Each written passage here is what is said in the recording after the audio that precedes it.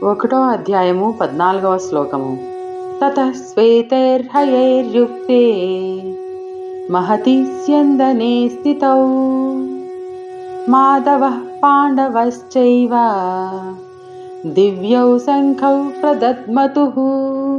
అర్థము: ఆ తరువాత పాండవ సైన్యం మధ్యలో నుండి తెల్లని గుర్రములు కలిగి ఉన్న ఒక అద్భుతమైన రథంలో కూర్చుని ఉన్న మాధవుడు మరియు అర్జునుడు తమ దివ్య శంఖములను పూరించారు. సంభాషణ: కౌరవ సైన్య పక్షం నుండి వచ్చిన ధ్వని సద్దుమణిగిన తరువాత శ్రీకృష్ణ పరమాత్మ మరియు అర్జునుడు అద్భుతమైన రథంలో కూర్చుని ఉండి భయరహితులై తమ తమ శంఖములను శక్తివంతంగా పూరించారు. దీనితో పాండవ పక్షంలో కూడా యుద్ధానికి ఉత్సాహం రగిలింది. సంజయుడు శ్రీకృష్ణుడికి మాధవ అన్న పేరు వాడాడు. మా అంటే లక్ష్మీదేవిని సూచిస్తుంది, ధవ అంటే భర్త అని. శ్రీకృష్ణుడు తన విష్ణుమూర్తి రూపంలో ఐశ్వర్య దేవత అయిన లక్ష్మీదేవికి భర్త. సౌభాగ్య దేవత యొక్క అనుగ్రహం పాండవుల పక్షాన ఉన్నదని, వారు త్వరలో యుద్ధంలో విజయులై తమ రాజ్యాన్ని తిరిగి పొందుతారు అని ఈ శ్లోకం సూచిస్తున్నది.